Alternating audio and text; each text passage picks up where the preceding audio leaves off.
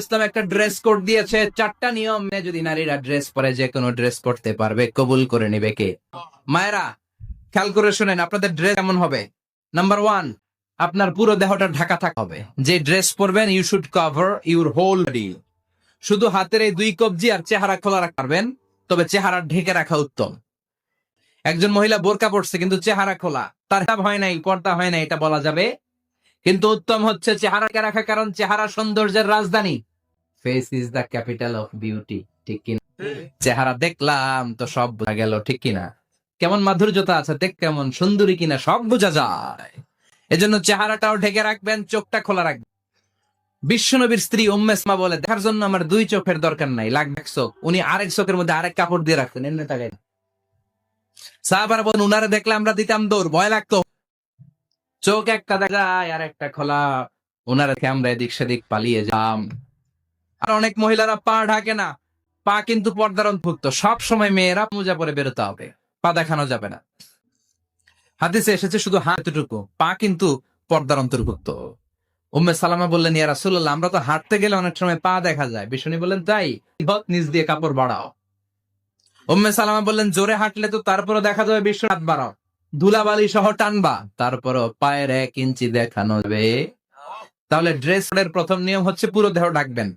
2 নম্বরের নিয়ম, পোশাক ঢিলে ঢালা হবে, টাইট ফিটিং। আরো জোরে বলেন।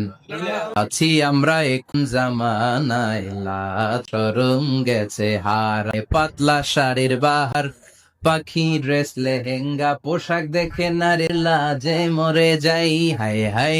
আছি আমরা এখন জামানায়, লাচরম গেছে হারায়, ঠিক কিনা? লাচরমের বালাই নেই। ঢিলে ঢালা হবে, টাইট ফিটিং হতে পারবে না। মোটা কাপড়ের হবে, এরকম মোটা হবে, মোটা কাপড় কিচ্ছু দেখা যায় না, বাইনোকুলার দিয়েও দেখা যাবে না। আবার ঢিলে ঢালা আছে না নাই? আমরা পুরুষরা যে এটা পরি, এটা দিয়ে 3 মোটার কাপড় হয়, ঠিক না? কাপড় পরতে চায় না তারা, ওদের পোশাক আমরা নিয়ে। তার মানে ঢিলে ঢালা হবে, মোটা কাপড়ের হবে, টাইট ফিটিং হতে পারবে। আবার পুরুষদের পোশাক হতে পারবে এই 4টা নিয়ম মেনে। যে যেই ধরনের পোশাক, চাদর পরেন সমস্যা নাই, শাড়ি পরেন সমস্যা নাই, ব্লাউজ পরলে ফুল হাতা পরবেন সমস্যা নাই, মেক্সি পরলেও সমস্যা নাই, বোরকা পরলেও সমস্যা নাই, কিন্তু পোশাকটা শালীন পোশাক হতে হবে। কি পোশাক? সবাই বলেন, শালীন পোশাক। পুরুষদের পোশাক পরা যাবে, কারণ বিশ্বনবী লানত করেছেন ওই নারীদেরকে, যেই নারীরা পুরুষদের মতো সাজতে চায়। এরকম আছে না নাই? দেখলে বোঝা যায় না কোনটা ছেলে কোনটা মেয়ে, আছে না নাই? এক লোক, একটা গল্প শোনাই আপনাদের। এক লোক এক বাগানে গিয়েছে, যে দেখে বাগানে কিছু ছেলে মেয়ে খেলাধুলা করে, কিন্তু ছেলে মেয়েদের পোশাক দেখে বোঝার উপায় নাই কোনটা ছেলে কোনটা মেয়ে। শুনতেছেন?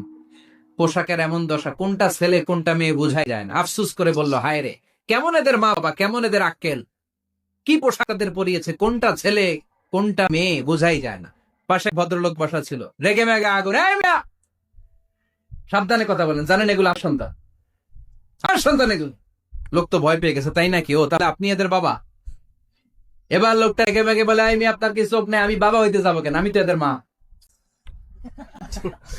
তার মানে কোনটা ছেলে কোনটা মেয়ে যেমনি বোঝা যায় না, কোনটা বাবা কোনটা মা এটাও বোঝা যায় না।